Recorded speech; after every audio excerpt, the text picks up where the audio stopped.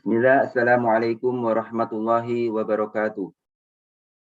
Alhamdulillah, alhamdulillahi hamdan katsiran tayyiban mubarakan fih, kama yuhibbuhu rabbuna wa yarda. Asyhadu an la ilaha illallah wahdahu la syarikalah, wa asyhadu anna Muhammadan abduhu wa rasuluh la nabiyya wa la rasula ba'dah. Allahumma shalli ala Muhammadin wa ala alihi wa ashabihi wa man tabi'ahum bi ihsani ila yaumiddin, amma ba'du. Ikhwani wa akhwati rahimani wa rahimakumullah. Insyaallah al-an sanuwasil darsana usul fi tafsir ma'a Ustadina Ustadz Rahmat Kurnia Jaya LC Habibahullah Ta'ala. Ila Ustadina falyatafadhal mashkura. طيب بارك الله فيكم. كيف حالكم يا شباب؟ Alhamdulillah bikhair Ustaz. طيب نلتقي لأول مرة معكم أيها الشباب، وأنا مدرسكم الجديد سوف أدرسكم مادة أصول التفسير. أين توقفنا؟ أين توقفتم في الدرس السابق؟ في جمع القرآن، كتابة القرآن وجمعه، صحيح؟ صحيح ولا لا؟ Ini Ustaz. طيب ممتاز. في المرحلة الثانية. طيب.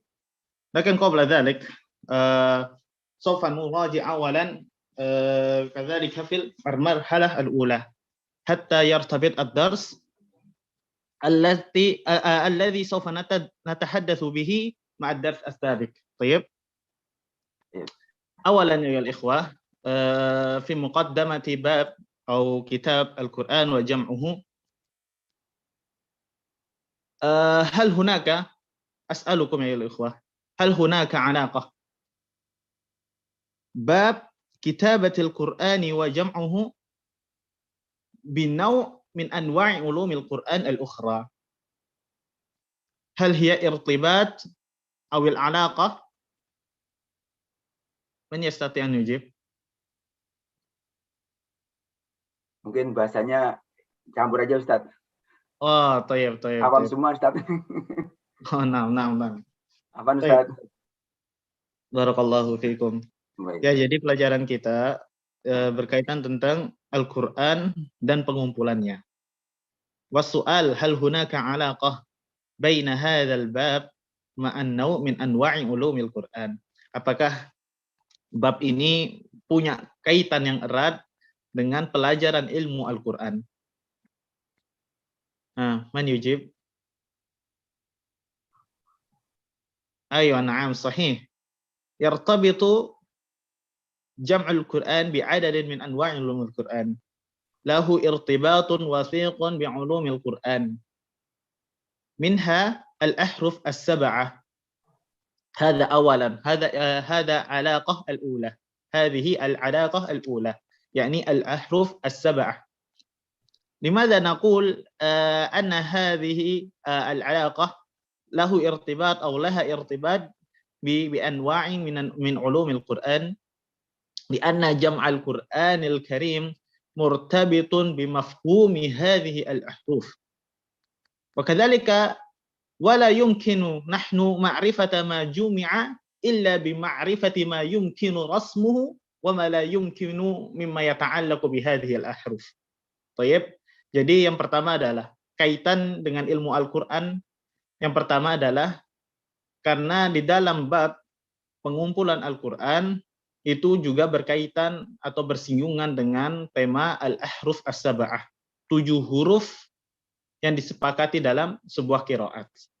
Nah, karena ketika pengumpulan ini pada masa Utsman bin Affan,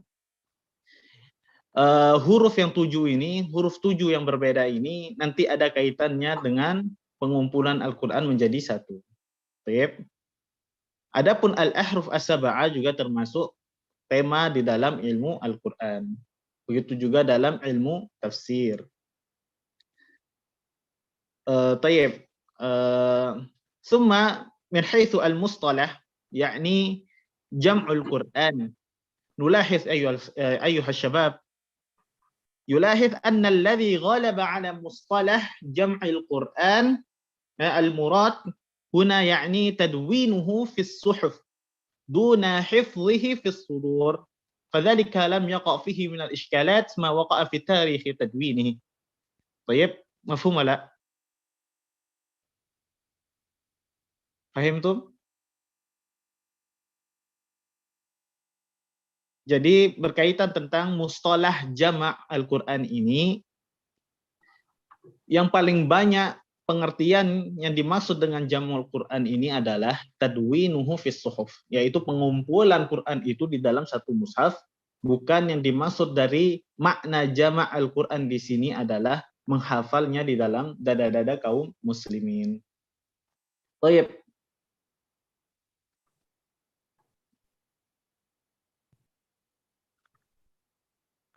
حقيقة يا الإخوة أنا هذا الباب يتعلق بمبحثين حقيقة، يعني الجمع في الصدور، يعني حفظ القرآن الكريم كان في أول الأمر حينما نزلت الآيات القرآنية أو نزل القرآن إلى رسول الله صلى الله عليه وسلم بواسطة جبريل عليه السلام.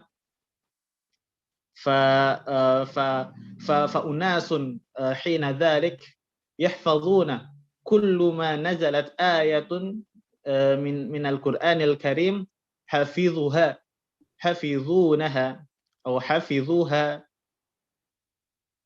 يحفظونها مباشرة.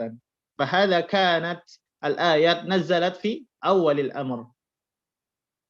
حقيقة أن المبحث ينقسم إلى القسمين، يتعلق بالجمع في الصدور يعني حفظها والجمع في السطور. أما الذي مر بنا في هذا الكتاب فالمؤلف قسم إلى قسم واحد فقط، يعني الجمع في السطور. ثم مر الجمع في السطور بمراحل متعددة يا الإخوة. فالجمع في الصدور لها مراحل متعددة، وقد قسمها العلماء إلى 3 مراحل. أولا المرحلة الأولى يعني في عهد النبي صلى الله عليه وسلم، ثم المرحلة الثانية في عهد أبي بكر رضي الله عنه، والمرحلة الأخيرة يعني المرحلة الثالثة يعني تقع في عهد عثمان رضي الله عنه. طيب، فلكل مرحلة في جمع القرآن الكريم من هذه المراحل لها خصائصها ولها سماتها ولها مميزاتها، ويمكن أن نفصل القول فيها من خلال الآثار الواردة في هذا الموضوع إن شاء الله. أما المرحلة الأولى يعني في عهد النبي صلى الله عليه وسلم، yang pertama adalah marhalah yang pertama terjadi pada zamannya Nabi Muhammad sallallahu alaihi wasallam. Baik. Yadhharu annahu lama kana ar-rasul ayyuhal ikhwah, yani ar-rasul sallallahu alaihi wasallam fi Makkah lam yakun hunaka i'tina'un zahirun bitadwinil Qur'anil Karim. Laisa hunaka i'tina' zahir. يأمر رسول الله صلى الله عليه وسلم المسلمين بالتدوين القرآن.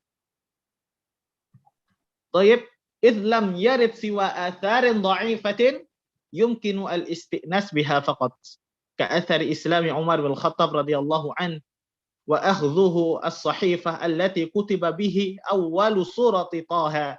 طيب, jadi pada awal masa kenabian, yaitu pada masa kenabian kerasulan sallallahu alaihi wasallam di fase Mekah, di situ belum terlihat adanya penulisan atau pengumpulan Quran secara tertulis. Ya.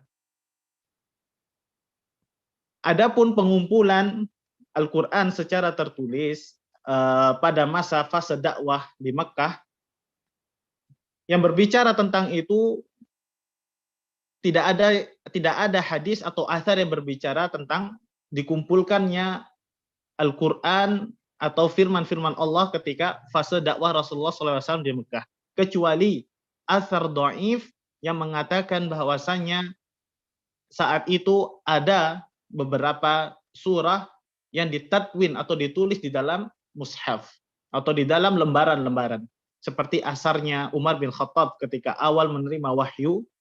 Ketika itu Umar bin Khattab mendengar seseorang mengajarkan Al-Quran, yaitu mengajarkan saudarinya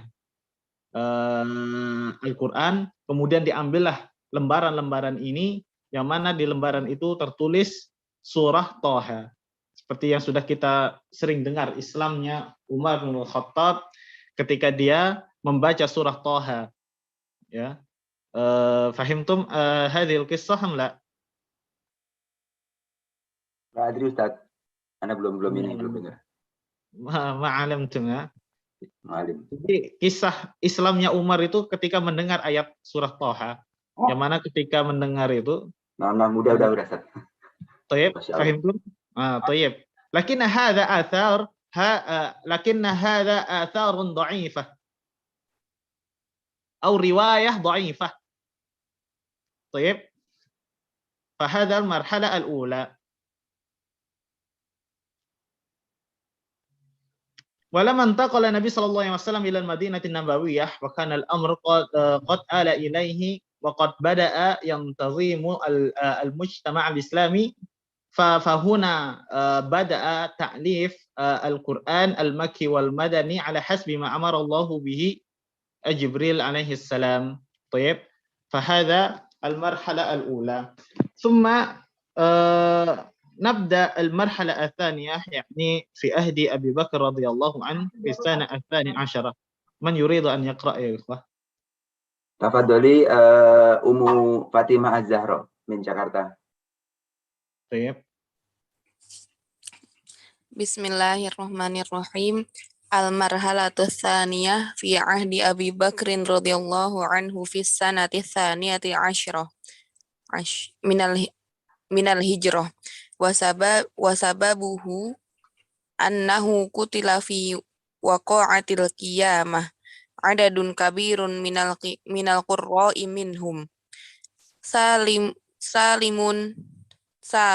maula Abi Huzaifah ahadun min amrin nabiyyi sallallahu alaihi wasallam bi akhadzal qur'ani minhum fa amara Abu Bakrin radhiyallahu anhu bi jam'ihi li alla yadhi'u. Fa fi sahihil Bukhari anna Umar bin Khattab asyara ala Abi Bakrin radhiyallahu anhuma bi jam'il Qur'ani ba'da waqa'atil yamamah. Fatawaqqafa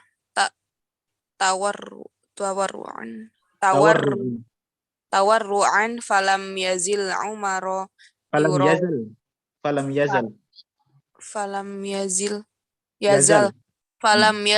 Umar yuraji'uhu hatta syarahallahu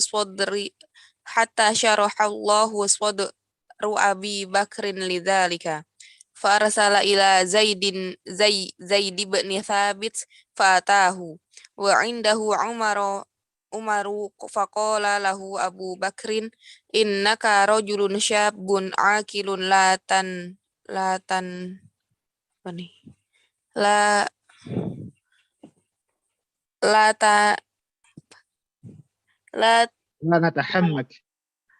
natahammak wa qad kunta taktubul wahyi li Rasulillahi sallallahu alaihi wasallam fatattabi'ul Qur'an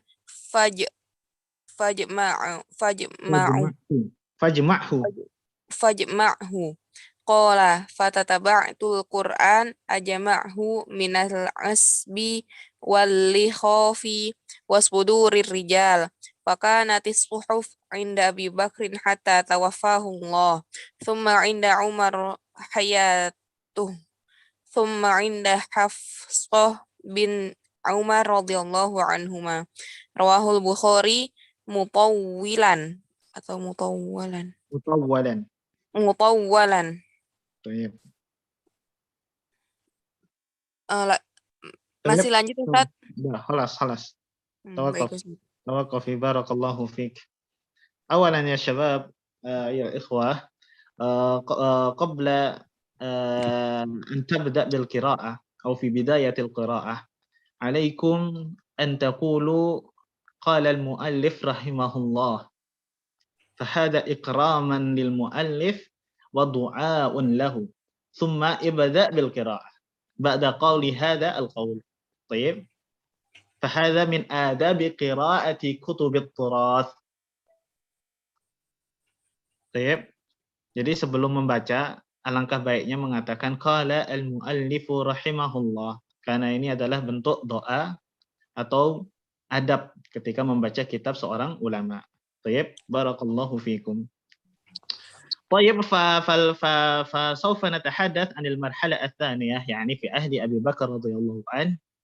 لقد أبان حديث زيد بن ثابت رضي الله عنه أن أغلب ما يتعلق بجمع القرآن في عهد أبي بكر الصديق رضي الله عنه فقد أورده الأئمة بأسانيدهم عن زيد بن ثابت، ويمكن أن نلخص ما جاء في حديثه على النحوي، يعني أولا سبب الجمع والذي دعا إليه.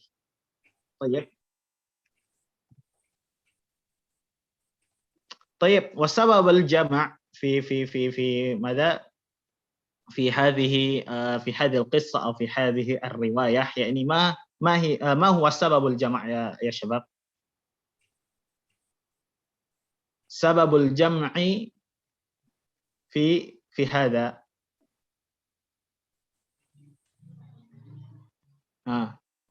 من يعرف؟ طيب سبب الجمع. طيب من يعرف الجواب؟ Dikumpulkannya karena ada 70 utusan dari Nabi Muhammad ya Ustaz ya, yang gugur. طيب. هذا سبب الجمع والذي دعا إليه، يعني سبب الخشية الأناس، يعني كثير من المسلمين قتلوا في معركة اليمامة، يعني في يوم اليمامة. فهنا قال زيد فقال هنا وإني أخشى أن يستحر القتل بالقراء في المواطن فيذهب كثير من القرآن إلا أن تجمعوه وإني لا أرى أن تجمع القرآن. فهذا هو سبب الجمع والذي دعا إليه، يعني سبب جمع القرآن الكريم في عهد أبي بكر الصديق. طيب كما عرفتم يا أيها الإخوة، كما في معركة اليمامة كثير من القراء قتلوا في ذلك اليوم، فهذا هو الذي سبب الذي دعا إليه، يعني الذي دعا إلى جمع القرآن الكريم. ثم بعد ذلك فلما شكى عمر لأبي بكر الصديق لجمع هذا القرآن لسبب خشيته كثير من القراء قتلوا في معركة اليمامة، وكذلك خوفهم أو خشيتهم أن يستحر القتل بالقراء في المواطن الأخرى، فطلب عمر لأبي بكر أن يجمع هذا القرآن، لكن أبا بكر لم يوافق هذا الرأي. طيب في أول الأمر لم يوافق، لكن عمر رضي الله عنه يشكو دائما، يقول لأبي بكر دائما حتى شرح الله صدره، حتى شرح الله لذلك صدر أبي بكر رضي الله عنه. ثم ماذا قال أبي بكر الصديق؟ ورأيت الذي رأى عمر. طيب أنا مع رأي عمر، هكذا قال أبي بكر الصديق.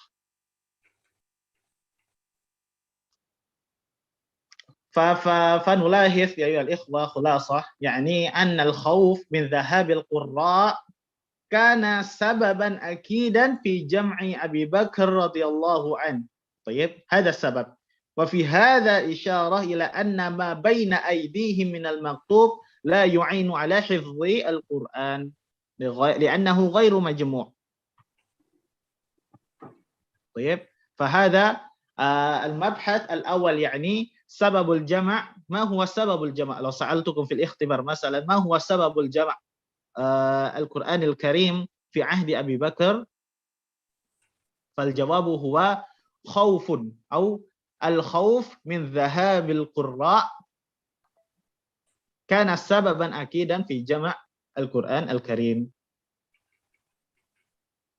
طيب, kalau seandainya nanti di dalam ikhtibar atau dalam ujian ditanya apa sebab dikumpulkannya Al-Quran pada masa Abu Bakar As-Siddiq, maka jawabannya adalah kekhawatiran kaum muslimin pada saat itu karena banyak para penghafal Quran yang wafat ketika perang Yamamah. Dan lebih ditakutkan lagi seandainya nanti mengadakan futuhat-futuhat di negara-negara yang lain, lebih ditakutkan lagi banyak korban para penghafal Quran yang gugur. Oleh karenanya lah Umar mendesak Abu Bakar untuk mengumpulkan Al-Quran di dalam satu mushaf. Sebabnya karena ketakutan, kekhawatiran kaum muslimin karena banyaknya penghafal Quran yang terbunuh.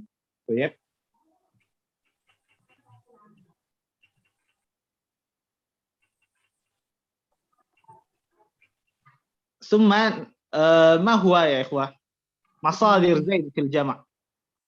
Apa namanya objek atau bahan-bahan bagi Zaid ketika mengumpulkan Al-Qur'anul Karim?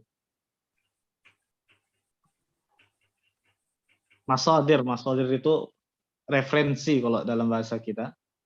Apa masadirnya?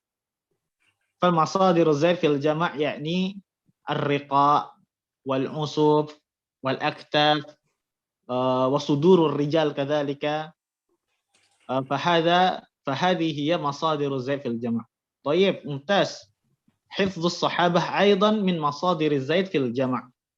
كذلك أيها الإخوان لاحظوا في روايات أن هناك زيد جمع القرآن الكريم فقال فتتبع القرآن فجمعوه قال فتتبعت القرآن أجمعه من العصف واللخاف وصدور الرجال. طيب فهذه هي مصادر زيد في الجمع. Ya, ini adalah masadir referensi Zaid ketika mengumpulkan Al-Quran. Tayyib, ada di hafalan kaum muslimin, ada juga di pelepah kurma ataupun di kulit unta. Itu adalah masadir referensi Zaid ketika mengumpulkan Al-Quran. Tayyib, uktubu ماذا ikhwah fi kitabikum وفي كتبكم هذه هي المصادر الثلاثة.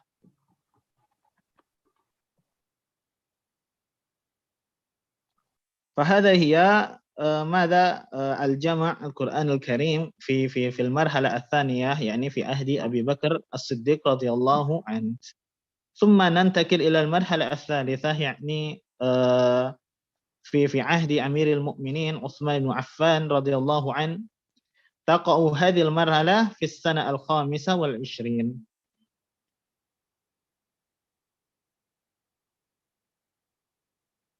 من يريد أن يقرأ؟ من يريد القراءة فيتفضل. تفضل أهلمي.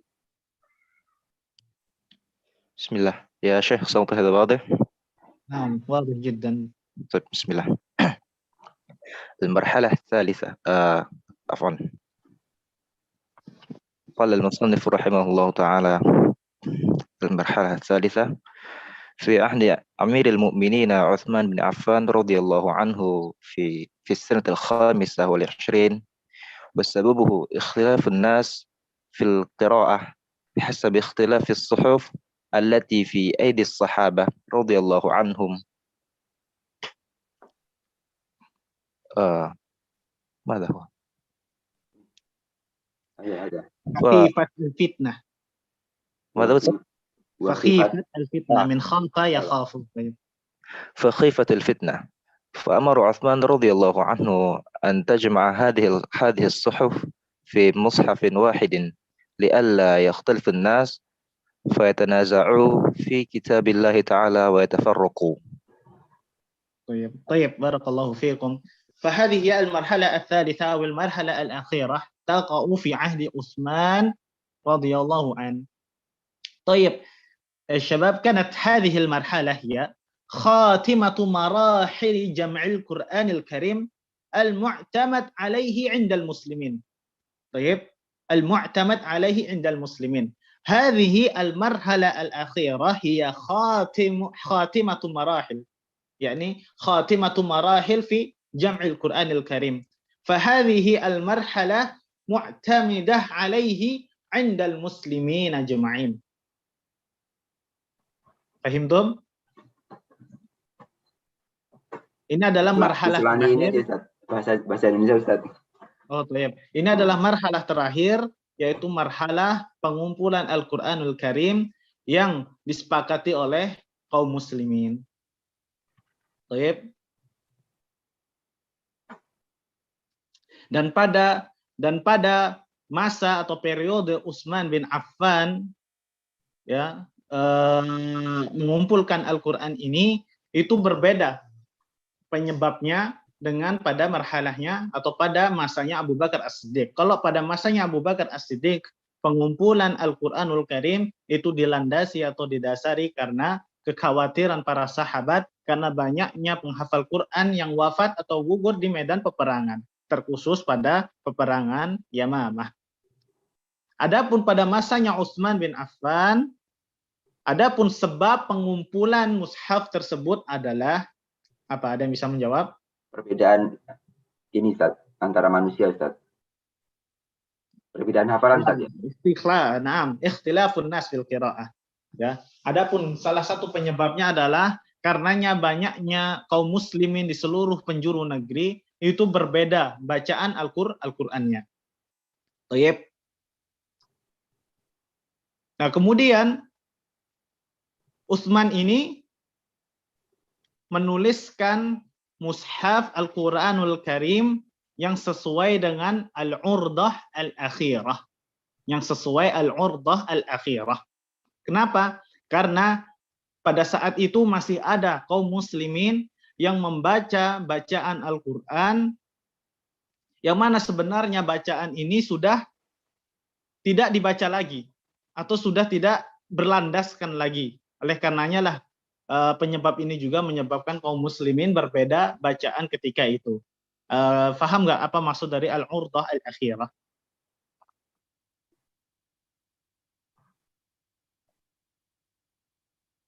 Nah, al-urdah al-akhirah, jadi Rasulullah Shallallahu Alaihi Wasallam itu menyetorkan bacaan Al-Quran kepada malaikat Jibril setahun itu sekali setiap bulan Ramadan.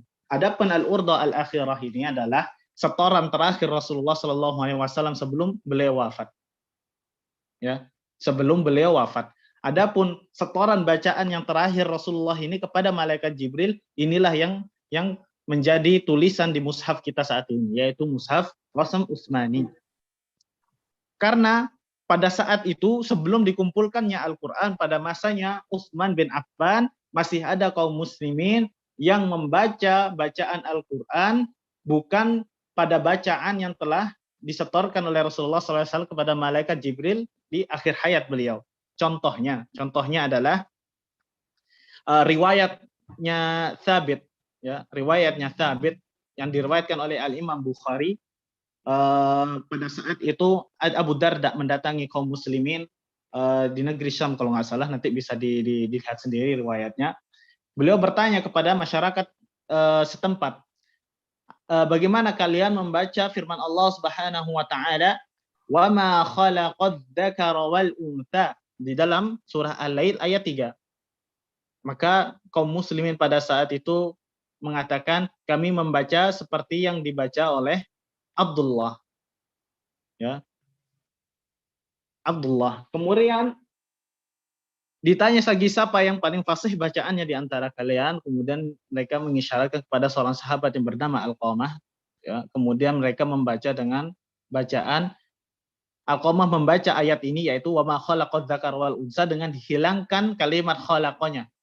Jadi Alqamah membaca wa madzakara wal unsa tanpa dibaca khalaq. Tapi apa katanya Abu Darda? Beginilah Rasulullah Shallallahu Alaihi Wasallam membaca Al-Quranul Karim. Dulu memang Rasulullah Shallallahu Alaihi Wasallam membaca ayat ini dengan dihilangkan khalaqanya atau tidak dibaca kalimat khalaqanya. Jadi hanya dibaca wa madzakara wal untha. Tetapi setelah mengoreksi bacaan itu kepada malaikat Jibril di akhir hayat beliau, kemudian ayat yang benar yang dibaca adalah ada khalaqanya. Wa ma khalaqadz dzakara wal untha.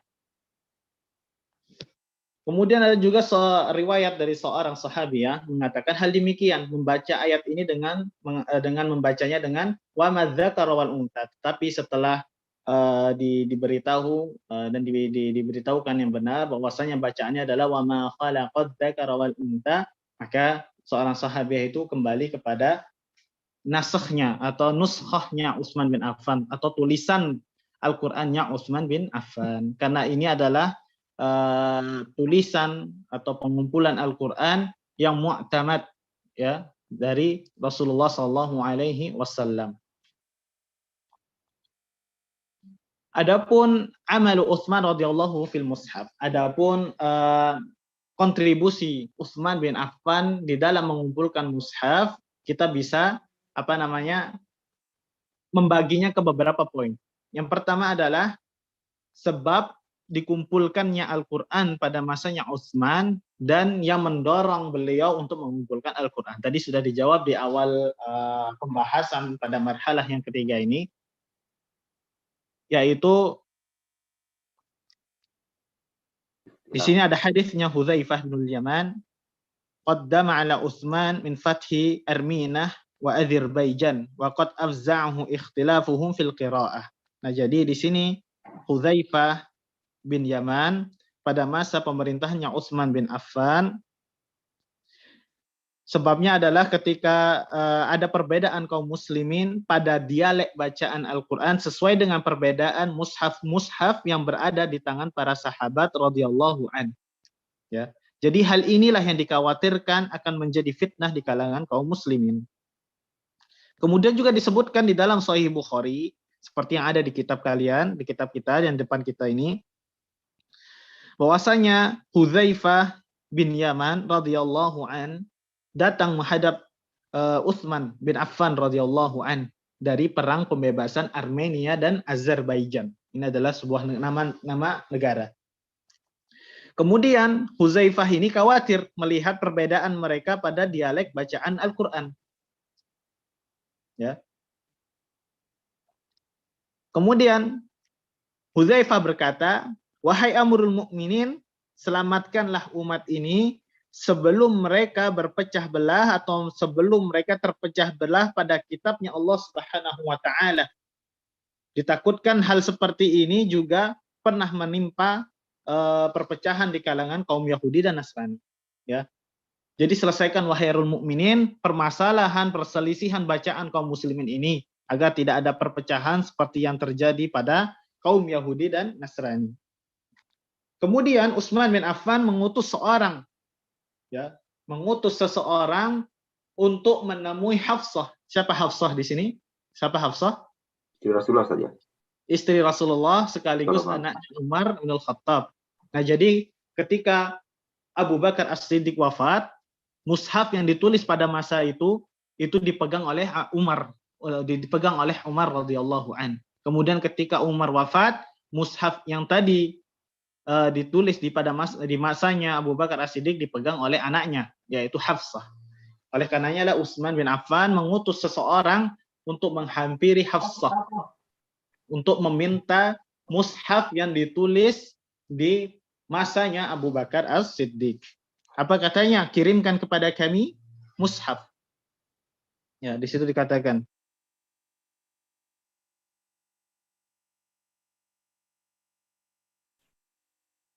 Ya, di sini katanya, kirimkan kepadaku mushaf tersebut atau berikan kepadaku mushaf yang engkau pegang agar kami gantikan mushaf-mushaf yang ada dengannya, kemudian kita akan kembalikan kepadamu.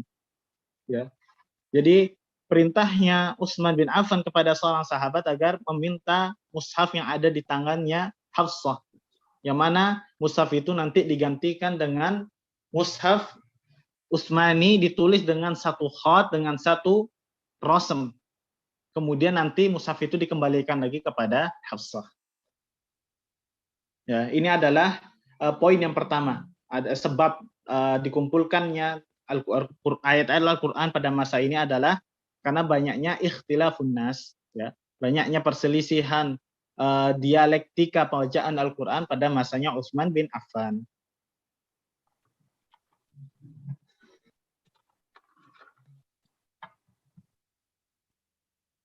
Kemudian poin yang kedua, kontribusi Utsman dalam mengumpulkan mushaf ini, yaitu membentuk lajnah. Membentuk lajnah.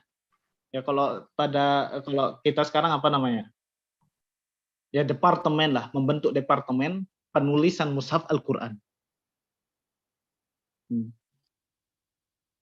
Mana dalilnya? Dalilnya adalah fa'amara Zaid bin Thabit wa Abdullah bin Zubair wa Sa'id ibn al-As wa Abdurrahman bin Harith ibn Hisham fanasakhuha fil masahif. Ada itu di bawah dia. Nanti. Fanasakhuha fil masahif. Nah, itu adalah orang-orang lajnah atau departemen, orang-orang yang bekerja di departemen penulisan Al-Qur'an. Ya, jadi ini poin kedua, kontribusinya Utsman adalah yang pertama adalah pembahasannya tentang sebab dikumpulkannya mushaf pada masanya Utsman. Kemudian poin yang kedua adalah Utsman membentuk lajnah atau departemen penulisan Al-Qur'an. Adapun yang ditunjuk pada saat itu adalah Zaid bin Thabit, kemudian Abdullah bin Zubair, kemudian Sa'id bin Al-As, dan Abdurrahman bin Al-Harith. Nanti ini dihafalkan ya, ini penting. Kemudian poin yang berikutnya, adapun manhaj yang diikuti oleh para sahabat ketika menuliskan Al-Quran ketika terjadi khilaf di antara mereka. Yang mana yang diulang? Ya ini, fa'amara Zaid bin Thabit wa Abdullah bin Zubair, kemudian Sa'id bin Al-As, kemudian Abdurrahman bin Harith bin Hisham, fanasakhuha fil masahif. Nah, jadi ini adalah orang-orang yang diperintahkan Utsman untuk menuliskan Al-Quran pada masa beliau. Jadi Utsman tadi membentuk lajnah atau membentuk departemen penulisan mushaf dan memerintahkan orang-orang berikut untuk menuliskan mushaf tersebut atau mengumpulkan Al-Quran dalam satu mushaf. Baik. Kemudian di riwayat yang berikutnya, mungkin bisa dibaca itu wakana. Tafadhol Ahilmi, dilanjut. أنا وصلنا يا شيخ أيوة هذا هو. طيب.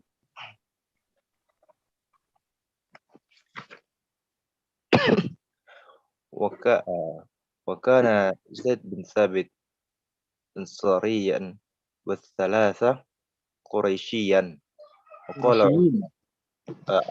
قريشيين. طيب. وقال عثمان للرهط الثلاثة القريشيين إذا اختلفتم أنتم وزيد بن ثابت في شيء من القرآن فاكتبوه بلسان قريش فإنما نزل بلسانهم ففعلوا حتى إذا نسخوا الصحف في المصاحف رد عثمان الصحف إلى حفصة وأرسل إلى كل أفق بمصحف بما نسخوا وأمر بما سواه من القرآن في كل صحيفة أو مصحف أن يحرق. طيب. Hasbuk. طيب. Nah, jadi di sini tentang poin yang ketiga adalah tentang manhaj yang dilakukan Utsman bin Affan ketika penulisan Rasam Al-Quranul Karim ketika terjadi perselisihan di antara mereka berempat. Nah, jadi di sini Zaid bin Thabit itu berasal dari kaum Ansar. Kaum Ansar itu dari Madinah Al-Munawwarah. Sementara tiga seorang sahabat yang lainnya itu berasal dari mana? Quraisy, dari Quraisy. Jadi Zaid bin Thabit dari Ansar, dari Madinah, sedangkan 3 orang lainnya berasal dari Quraisy atau dari Makkah. Apa katanya Utsman? Jika kalian berbeda bacaan dengan Zaid bin Sabit pada sebagian ayat di dalam Al-Quran, maka tuliskanlah dengan dialeknya orang Quraisy. Mengapa? Karena Quran diturunkan dengan dialek tersebut. Fahim tuh, Mamla? Alhamdulillah paham, Ustaz. Nah, Paham tuh. dan jadi di sini adalah manhajnya. Manhaj penulisan Rasm Utsmani, mereka bersandarkan pada bacaan orang-orang Quraisy. Karena Al-Quran diturunkan dalam dialeknya orang-orang Quraisy.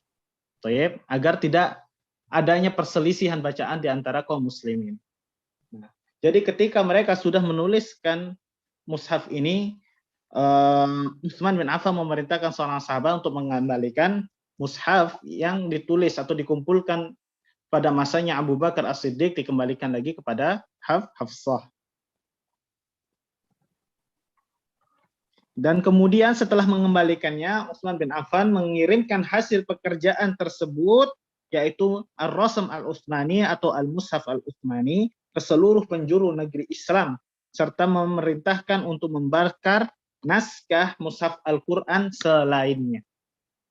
Ya, ini adalah juhdunnya Utsman bin Affan agar apa? Agar kaum muslimin tidak terpecah belah dalam hal perbedaan bacaan Al-Quran. Adapun yang dilakukan oleh Utsman bin Affan tidak semata-mata keinginan beliau langsung untuk menulis. Akan tetapi ini semua dilakukan setelah meminta pendapat kepada para sahabat radhiyallahu an yang lain sesuai dengan apa yang diriwayatkan Abu Dawud di dalam riwayatnya. Itu seperti yang katanya Utsman, wa qad fa'ala Utsman radhiyallahu an hadza ba'da an istasyara as-sahabatu radhiyallahu an. Istasyara artinya setelah bermusyawarah atau meminta pendapat kepada para sahabat yang lainnya berkaitan tentang penulisan Al-Quran atau pengumpulan Al-Quran di dalam satu dialek bacaan. Seperti yang diriwayatkan Abu Dawud dari Ali radhiyallahu an,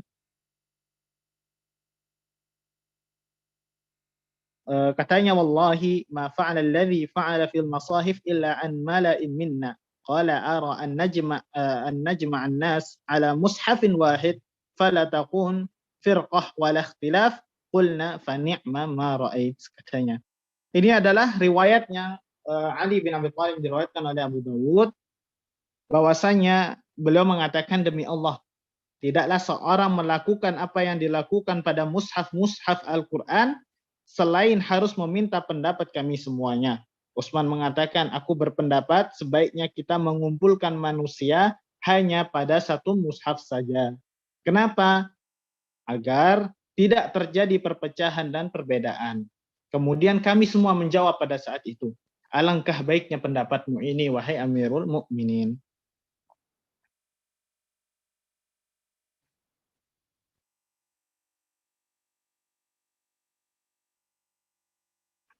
Kemudian waqala Mus'ab ibn Sa'd adraktun nas mutawaffirina hina haraqa Utsman al-masahifa fa'ajabuhum dhalika aw qala lam yunkir dhalika minhum ahadun wa huwa min hasanati amiril mu'minin Utsman radhiyallahu an allati wafaqahu al-muslimuna 'alayha wa kanat mukammilatan li jam'i khalifati Rasulillah sallallahu alaihi wasallam Abi Bakar radhiyallahu an. Jadi di sini ketika ketika Mus'ab melihat manusia segitu banyaknya membakar mushaf yang diperintahkan dibakar oleh Utsman bin Affan, Mus'ab terkejut dengan hal demikian. Kenapa? Karena tidak ada seorang pun dari mereka yang mengingkari hal tersebut. Yang mana ini adalah termasuk nilai positif bagi Amirul Mukminin Utsman bin Affan radhiyallahu an yang disepakati oleh kaum muslimin keseluruhannya. Yang mana hal itu juga termasuk penyempurnaan dari pengumpulan yang dilakukan oleh Khalifatul Rasulullah sallallahu alaihi wasallam, yaitu Abu Bakar As-Siddiq radhiyallahu an. Jadi ketika kaum muslimin membakar mushaf pada saat itu, diperintahkan untuk membakarnya, enggak ada satupun yang mengingkari hal tersebut. Ini termasuk nilai positif dari Utsman radhiyallahu an. Kemudian ada yang mau meneruskan baca, yaitu wal farqu baina jam'ihi wa jam'i Abi Bakar radhiyallahu anhu. Baik.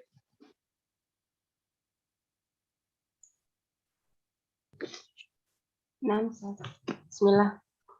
Wal farqu baina jam'ihi wa jam'i Abi Bakrin radhiyallahu anhuma anna warda min jam'ihi fi ahdi Abi Bakrin radhiyallahu anhu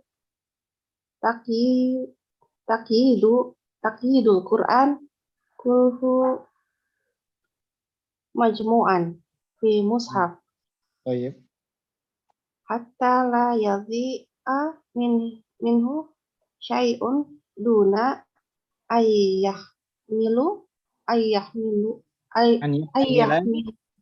ayyahmilan nasi alal An yahmilan nas alal istama'i ala mushafin wahidin wa dzalika annahu lam yadhhar asarun li istilafi qira'atihim yad'u ila hamlihim ala al-ijtima'i ala mushafin wahidin. Baik, barakallahu fiik. Hadza huwa al-farqu baina jam'i Abi Bakar wa jam'i Utsman radhiyallahu an.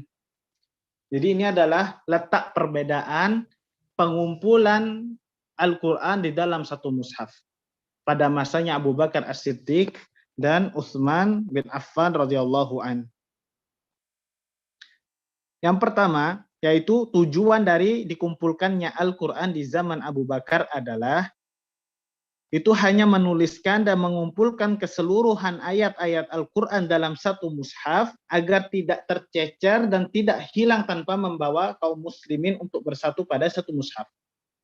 Itu katanya di dalam nas ini. Ya, di dalam riwayat ini, jadi yang disebutkan oleh pengarang kitab ini mengatakan dikumpulkannya mushaf pada masanya Abu Bakar As-Siddiq itu hanya sekedar dikumpulkan ayat-ayat itu dari dada-dada kaum muslimin, kemudian dari pelepah kurma, kemudian dari kulit-kulit unta. Itu tujuan dari pengumpulan Al-Qur'an pada saat itu hanya untuk dikumpulkan begitu saja agar ayat-ayat itu tidak tercerai-berai, tidak tercecer di mana-mana. Kemudian dikumpulkan menjadi satu tanpa memperhatikan penyatuan bacaan pada masa itu. Fahim tuh enggak?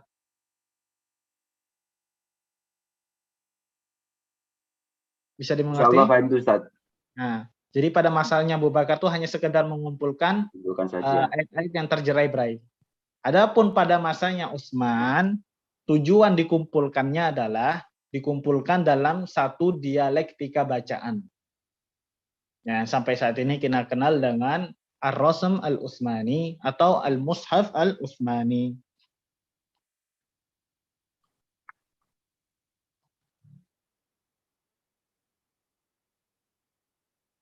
Ya, seperti yang tadi dikatakan di dalam sebentar.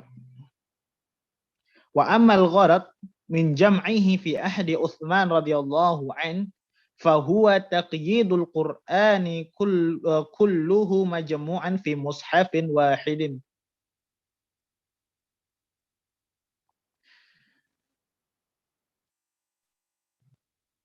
Yahmilun nasu 'ala al-ijtima' 'alaihi li dhuhuri al-athar al-mukhif bi ikhtilafil qira'ah. Nah, adapun di sini dikatakan oleh mu'alif, adapun tujuan dikumpulkannya Al-Qur'an di dalam satu mushaf pada masanya Utsman bin Affan radhiyallahu anhu adalah taqyidul Qur'an.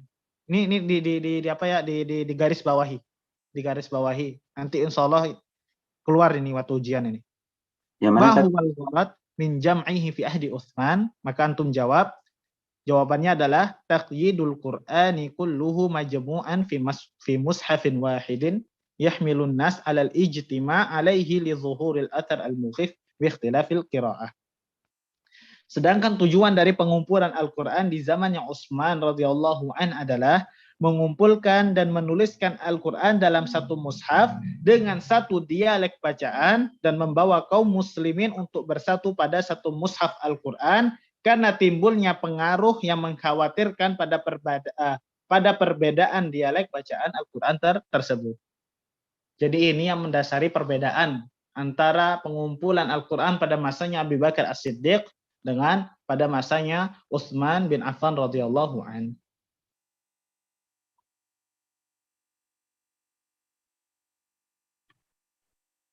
Adapun hasil yang didapatkan dari pengumpulan Al-Quran dalam satu mushaf pada masanya Utsman bin Affan ini adalah timbulnya kemaslahatan yang besar di tengah kaum muslimin. Artinya apa? Artinya persatuan dan kesatuan, kemudian kesepakatan bersama, kemudian saling berkasih sayang, itu adalah nilai positif atau kemaslahatan bagi kaum muslimin pada saat itu. Kemudian karena kemaslahatan yang ditimbulkan inilah menyebabkan mudarat yang besar yang bisa terjadi pada masa itu dapat dihindari. Apa mudaratnya? Mudarat yang bisa dihindari pada masa itu, mudaratnya yang pertama adalah perpecahan umat. Perpecahan umat.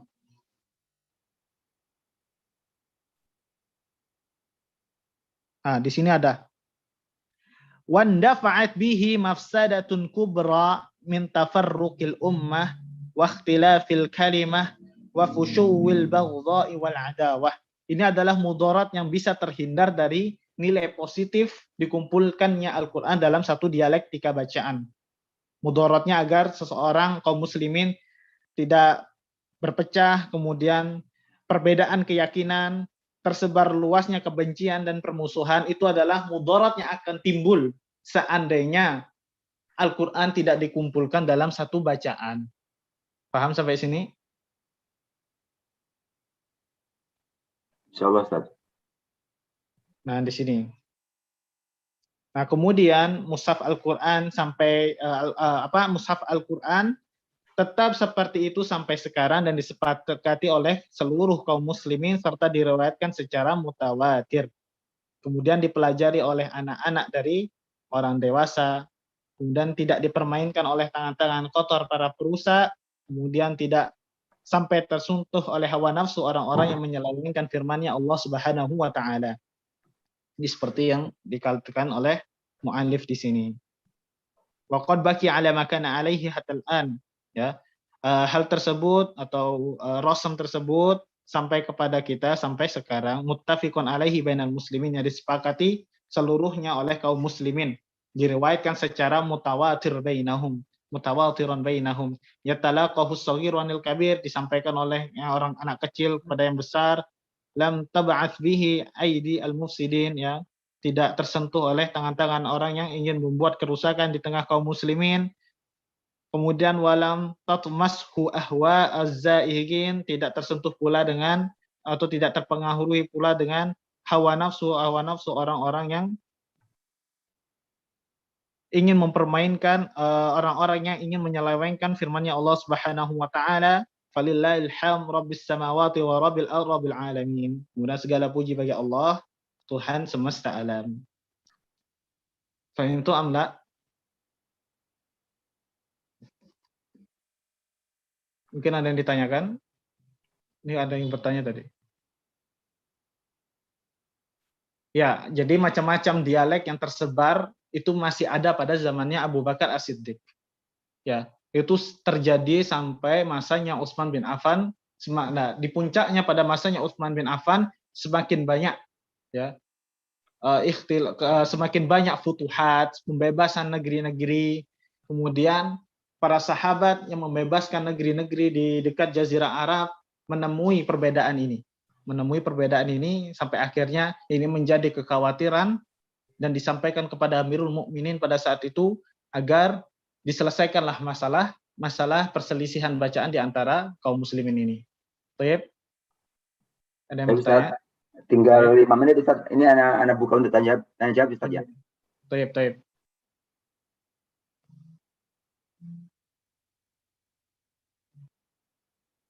Tafadhol bagi yang ingin bertanya, silakan dibuka mic-nya. Ana bertanya Nur Afiah. Assalamualaikum Ustadz, Ana Mujastin bertanya. Dari Nur Afiah. Naam. Alhamdulillah. Assalamualaikum warahmatullahi wabarakatuh, Ustadz.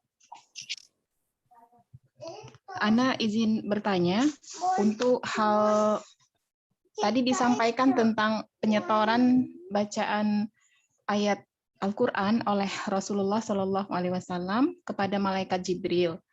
Ana ingin tanyakan Ustadz, apakah tujuan dari penyetoran bacaan Rasulullah dan apakah penyetorannya itu ada pengkoreksian bacaan dari yang dihafalkan Rasulullah gitu. Apa Ustaz, mic-nya ketutup Ustaz? Itu saja Ustadz, jazakallah khairan. Ustadz, mic-nya ketutup Ustadz.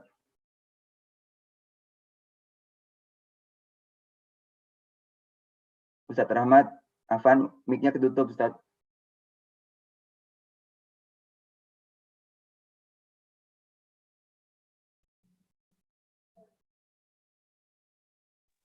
Toyib, adapun hal yang mendasar dalam hal ini memang Rasulullah SAW menyetorkan bacaannya agar dikoreksi jika ada kesalahan dalam bacaannya. Dikoreksi oleh malaikat Jibril alaihissalam. Ini adalah tujuan yang paling mendasar. Tujuan yang paling mendasar dalam perihal al-urdah al-akhirah.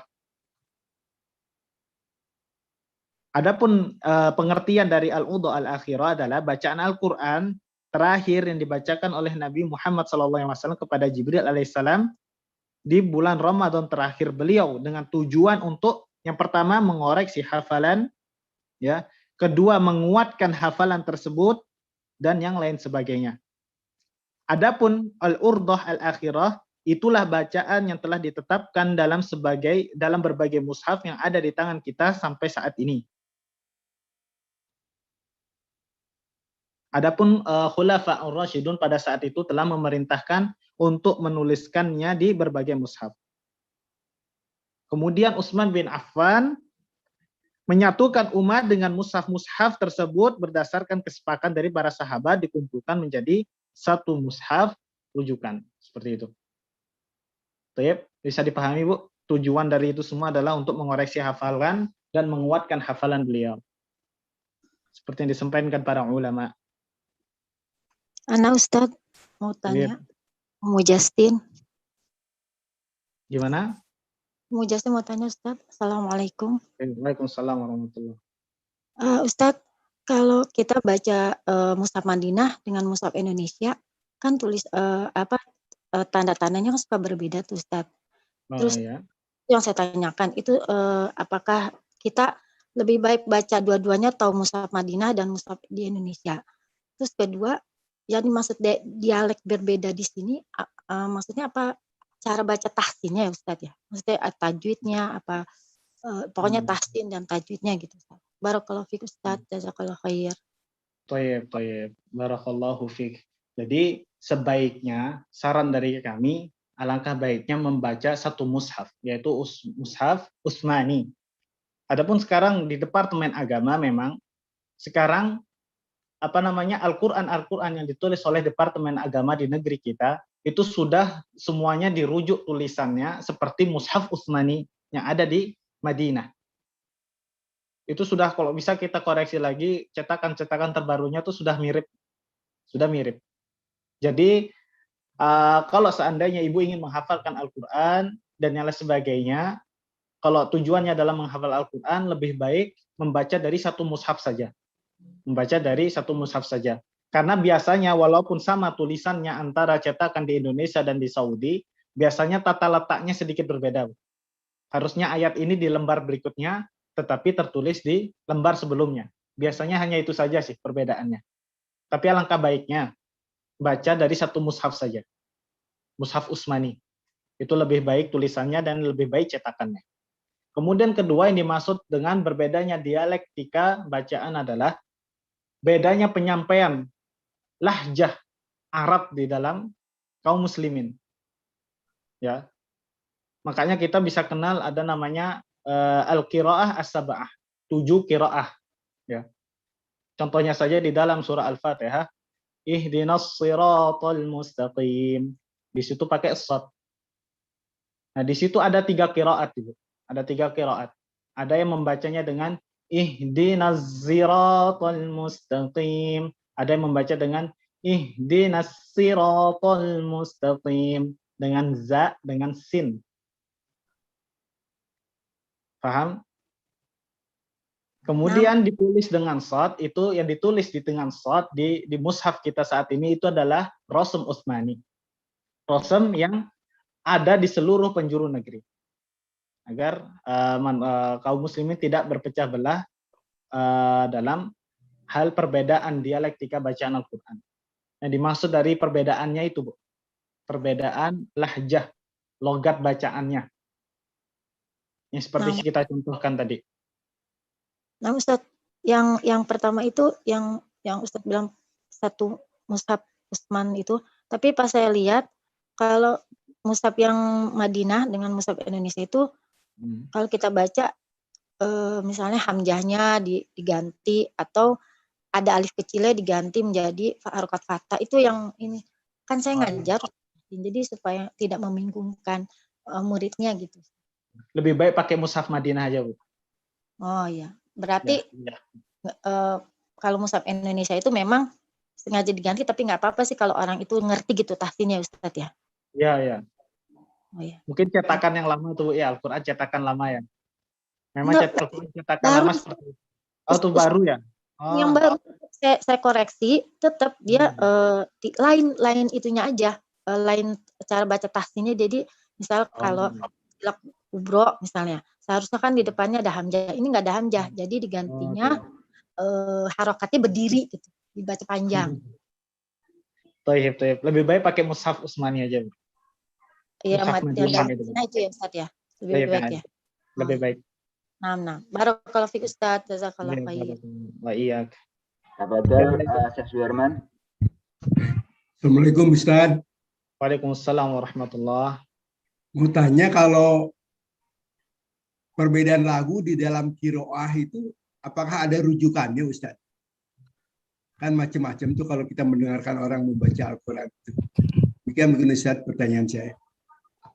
Taib. Adapun ini namanya maqam, Pak. Maqamat, yaitu bacaan Al-Quran atau lagu-lagu atau nada-nada Al-Quran.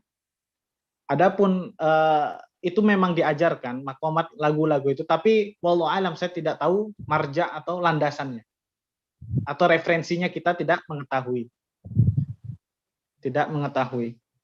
Alangkah baiknya ketika membaca Quran, membacanya dengan tartil sesuai dengan tajwid atau bacaannya Rasulullah SAW. Bagaimana kita mengetahuinya dengan talaki ke seseorang yang telah memiliki sanad bacaan Al-Quran. Cara belajarnya demikian. Itulah belajar yang benar. Agar bacaan kita terhindar dari kesalahan-kesalahan. Adapun maqamat lagu-lagu yang berbagai macam versi yang kita lakukan, kadang para masyaikh juga menggunakan nada bacaan seperti itu, Pak. Ada namanya bacaan ros, kemudian nahawan.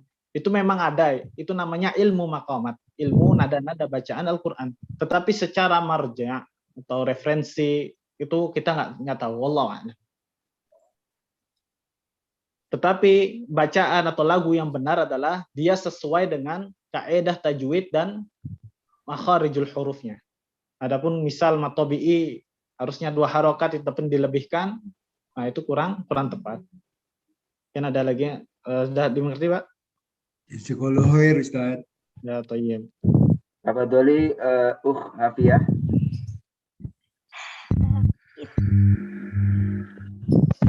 Seseorang kepada Hafsah itu mengapa tidak sendiri Ustaz? Mestinya mengapa harus orang gitu Ustaz?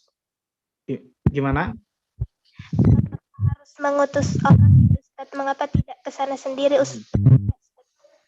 Kan tayyib, barakallahu fiik. Utsman bin Affan ini adalah seorang pemimpin, seorang Amirul Mukminin, kalau bahasa kita sekarang seorang presiden. Kalau dalam hal demikian itu cukup mengutus saja. Karena tugasnya Amirul Mukminin ini banyak. Nggak bisa menghandle semuanya. Oleh karenanya lah Utsman mengutus seorang sahabat untuk meminta mushaf itu kepada Ibunda Hafsah radhiyallahu taala anha. Demikian. Jazakallahu khairan.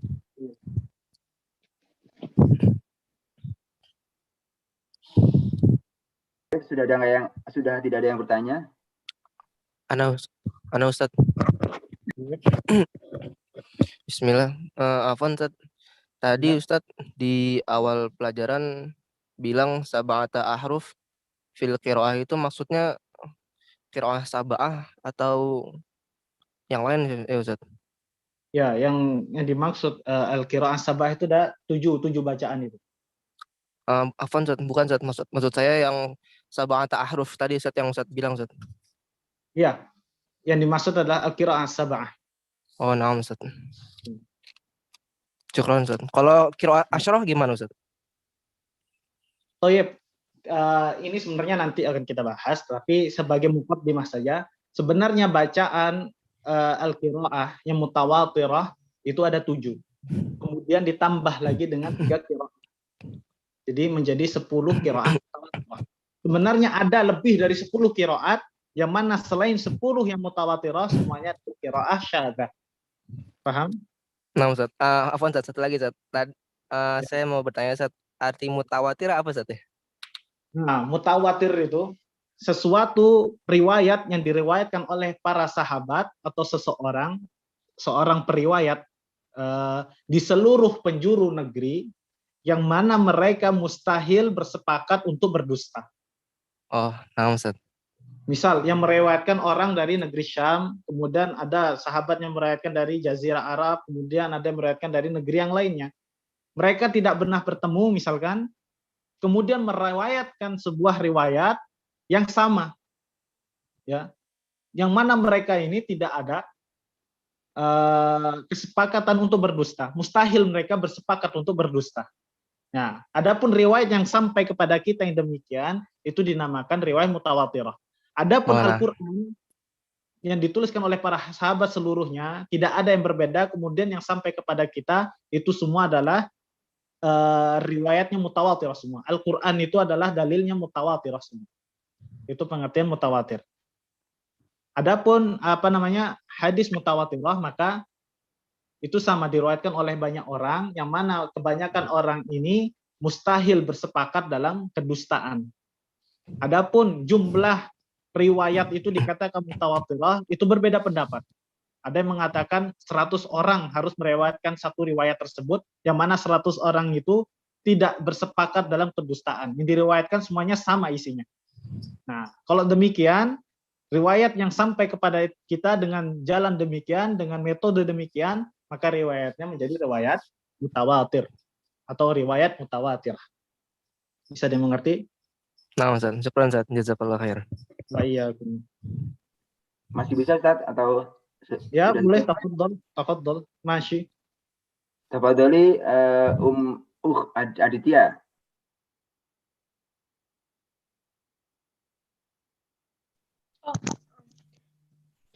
Aditya Putri. Ustadz, tadi dijelaskan bahwa mushaf yang diminta dari Hafsah itu kemudian dikembalikan ya Ustadz ya. Ya. Nah, setelah itu mushaf yang ditulis oleh keempat orang tadi itu baru disebarkan. Pertanyaannya, yang dibalikan itu apakah tidak ikut dibakar Ustadz? Karena katanya yang selainnya itu dibakar Ustadz. Ya, yang masih tercela. Barakallahu fiik.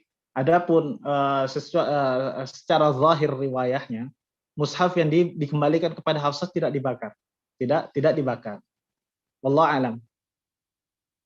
Secara zahir riwayat yang kita sampaikan, yang dikembalikan kepada Hafsah tidak dibakar. Mungkin nanti bisa kita koreksi lagi ya, insyaallah. Tapi setahu saya itu tidak dibakar sesuai dengan zahir nas atau zahir riwayah yang telah kita baca bersama-sama tadi. Baik.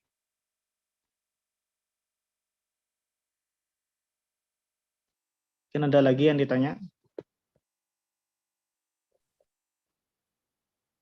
Sepertinya sudah tidak ada lagi Ustaz, intihal Ustaz.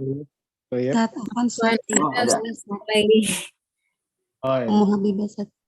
Baik. Ya Ustaz, bacaan setiap sahabat itu kan beda-beda ya Ustaz ya. Itu Ya. maksudnya bacaannya Rasulullah juga atau gimana ya Ustaz? Yang berbeda-beda itu atau Baik. lagatnya suaranya mereka aja? Baik. Jazakallah khair. Jadi di dalam sebuah riwayat dikatakan nazzal al-Qur'an ala sab'ati ahruf atau ala asrati ahruf. Dalam riwayat yang lainnya dikatakan demikian. Adapun Al-Qur'an itu diturunkan dengan 7 bacaan. 7 dialektika bacaan. Yang mana 7 dan 10 riwayat bacaan ini itu semuanya diajarkan oleh Rasulullah sallallahu alaihi wasallam. Diajarkan oleh Rasulullah sallallahu alaihi wasallam. Bisa dimengerti, Bu? Nah, Ustaz. Jazakallah khair. Adapun yang qiraah sab'ah, qiraah asyarah, itu semuanya diajarkan oleh Rasulullah sallallahu alaihi wasallam. Diajarkan oleh Rasulullah sallallahu alaihi wasallam. Oleh karenanya lah, pernah suatu kejadian, Umar bin Khattab pernah mendengar seorang sahabat membaca sebuah ayat di dalam Al-Quran, berbeda dengan bacaan yang ia praktekkan. Kemudian Umar hampir saja memukul sahabat tersebut. Dicekiklah sahabat tersebut, kemudian ditarik bajunya, kerah bajunya dibawa ke Rasulullah SAW. Bahkan Umar sampai mengancam, kalau ini sahabat ingin mengubah isi Al-Quran, bacaan Al-Quran. Apa katanya Rasulullah SAW? Wahai Umar, beginilah Al-Quran diturunkan. Jadi Rasulullah juga membenarkan bacaan seorang sahabat tersebut. Bisa dimengerti? Nah, Ustaz. Banyak sekali di dalam apa namanya qiraah dari riwayatnya Hafiz an Asim. Hafiz an Asim itu adalah qiraah yang paling banyak tersebar di penjuru negeri. Bahkan di Indonesia, bacaan Al-Qur'annya adalah qiraatnya Hafiz an Asim, riwayatnya Hafiz an Asim. Seperti contohnya ghairil maghdubi alaihim waladdallin. Ya. Tapi di riwayat yang lainnya, saya lupa nama riwayatnya siapa, tapi di dalam surah Al-Fatihah dikatakan ihdinas siratal mustaqim, kemudian ihdinas siratal mustaqim siratal ladzina an'amta 'alaihim ghairil maghdubi 'alaihim waladdallin. Ini juga adalah termasuk qiraah mutawatirah yang diajarkan oleh Rasulullah sallallahu alaihi wasallam. Adapun yang kita baca saat ini itu adalah qiraahnya dari riwayatnya Hafiz an Asim. Demikian. Bisa dipahami? Nah, Ustaz. Barakallahu fiik. Makanya belajar usul tafsir ini adalah seperti kunci untuk memahami kitab-kitab tafsirnya para ulama. Ya. Sama contohnya seperti dengan mempelajari hadis. Alangkah sebaiknya sebelum mempelajari hadis, belajar dulu mustalahul hadis agar kita tahu apa itu hadis ahad, apa itu hadis gharib, apa itu hadis maudhu' dan yang lain sebagainya. Begitu pula dengan ilmu tafsir. Sebelum kita membaca kitab-kitab tafsirnya para ulama, alangkah baiknya kita membaca kitab usul tafsirnya, fondasi dari sebuah tafsir tersebut. Ya, kalau kita bisa ibaratkan kitab ini adalah kunci. Orang itu nggak bisa buka pintu yang terkunci kecuali dengan memakai kuncinya. Begitu juga dengan ilmu tafsir, kita nggak bisa memahami ibarah yang disampaikan para ulama, kalimat-kalimat yang disampaikan para ulama di dalam kitab-kitab tafsirnya, kecuali memahami ilmu-ilmu tafsir ini. Ya, nanti kalau ibu-ibu, bapak-bapak di sini sekalian membaca kitab-kitab tafsir, apalagi kitab tafsir Fathul Qadir misalkan, di situ banyak sekali nanti disebutkan adapun di dalam bacaan ini para sahabat berbeda pendapat. Dan di dalam ayat ini ada misalkan 5 qiraah bacaan. Ada yang mengatakan bacaannya demikian. A, misalkan ada yang berpendapat bacaannya B, C, D, E sampai 5. Bahkan ada yang sampai 5 perbedaan khilaf bacaan yang disebutkan oleh pengarang kitab Fathul Qadir dalam kitabnya. Nah, kalau kita nggak mengetahui apakah ini qiraahnya sahihah, mutawatirah, apakah syazah, kita nggak akan mengetahuinya kecuali dengan mempelajari ilmu usul tafsir ini. Jadi mudah-mudahan nanti dibahas oleh mu'alif di dalam kitabnya mengenai tentang qiraah ini. Semoga nanti dibahas ya. Kalaupun tidak dibahas oleh Syekh, nanti kita sampaikan secara ringkas saja di akhir dars, di akhir pelajaran. Itu bisa dimengerti?